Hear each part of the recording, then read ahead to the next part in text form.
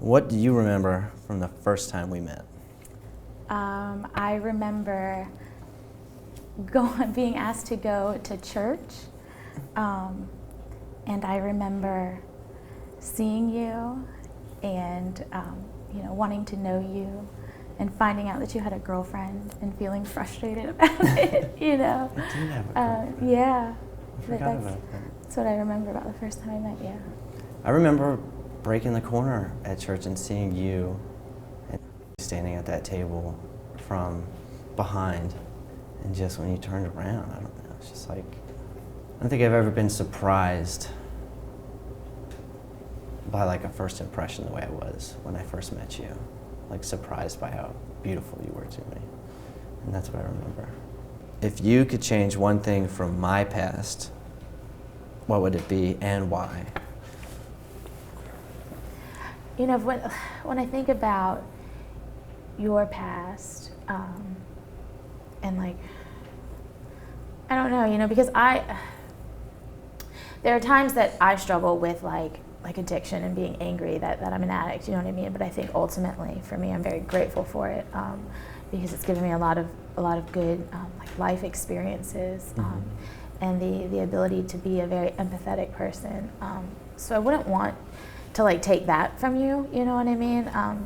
Because I know it can be frustrating to be an addict, but like it's not like super crappy, you know what I mean? I mean it is, but it's not. I don't know, whatever. It's frustrating to be an addict. How is it being a drug addict? It's frustrating at times. Other than that, it's okay. Yeah. Other than that, it's a cakewalk, But no, I think about your feelings of abandonment, and that makes me sad,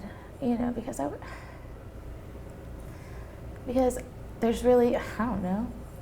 I don't want you to have like a fear of abandonment, and so I kind of wish that like didn't happen to you, and so that you wouldn't have those feelings and that fear. Yeah. What's something you really want to know from me?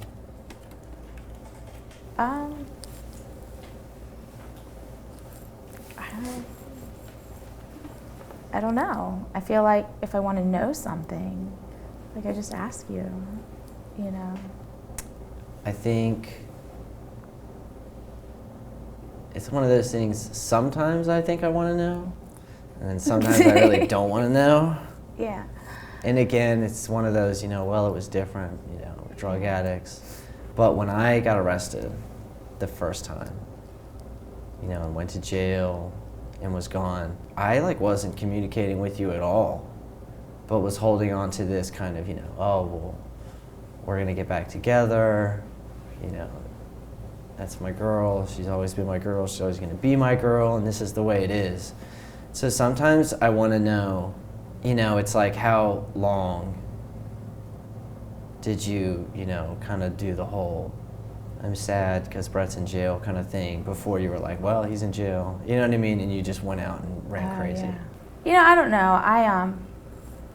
I don't know if I ever really expressed to you just how sad I actually was. I moved our stuff out from the apartment back to my parents' house, and did not even have the energy to put things in their place, and so it's like I just threw my mattress on the floor, and it was this shift from, going out and partying with my friends to really diving into drug use and not getting up off of that bed that was like on the floor, and that was, that's when JD would come over and just like lay with me, and I was like cigarette burns on my chest because I wouldn't even like sit up to smoke a cigarette, and I can't tell you like how long that lasted, because it feels like forever. It feels like that period of my life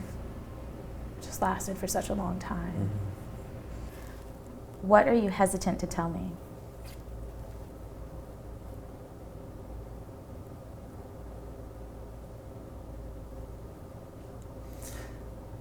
What am I hesitant to tell you? I think that sometimes I present to you that I am absolutely established and confident that no matter what happens to you, that I could stay clean, you know? And I think that there are some days where I could say, no matter what happens to you, if you were to relapse, if you were to die, you know, I would be okay. But there are other days, you know, like I don't know, you know. I think that, you know, you relapsing, but being okay, or, you know, going back to rehab or going to jail, you know, to still have you in my life, you know, I could deal with that, but to lose you like entirely, I don't know that I could say.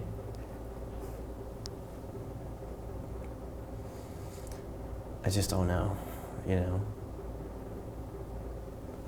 And and obviously I tell you that now, but I think sometimes, sometimes I am guilty of acting and talking as if, you know, no matter what, you know, I'll be okay. And I don't think that's true every day. What scares you the most? What scares me the most? The idea of losing my mom, and to know that my mom, you know, I don't know, I guess it's like very unhappy, you know, and that, you know, I don't think she never considered anything that she did to be like a suicide attempt, but that's not what it looks like to like the rest of our family, and to kind of see her like disappearing, you know, when I feel like I just finally started having the relationship I wanted to have with her,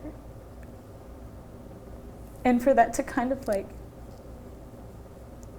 I don't know, maybe be short-lived, you know, that scares me, you know. I don't want to lose my mom, you know. Yeah. Your turn. What scares me the most?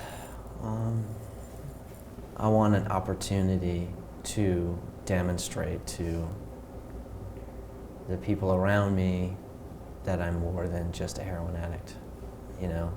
I know that you know that. I know that my mom knows that. You know, and I know I don't have to earn, my dad's approval or like, but I just want an opportunity, you know.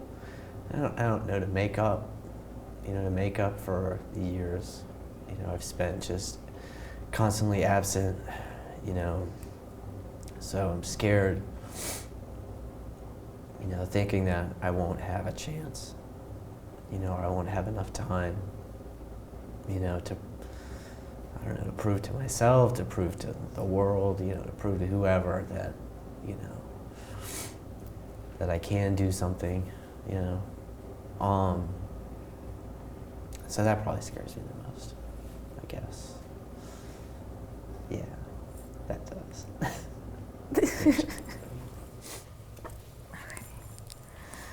What do you love about me that I don't see with myself or see for myself?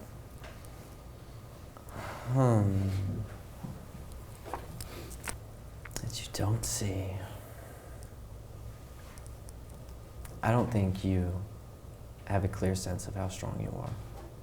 To go through your 2015 and to come out on the other side of it in one piece, that is,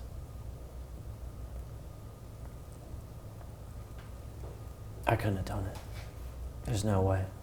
If I broke my arm the way you broke your arm to the point where I couldn't even use it, then I would just say, well, I'm gonna go take these pills because nobody can hold it against me. For you to stand up and say, I'm not gonna do it, displays an immense amount of strength, to go through that and to live in the situation that you live in on a day-to-day basis and not relapse is a powerful statement about your strength of character. For a while, strength of character for a while. You know what I mean. Yeah, I guess so. I don't know.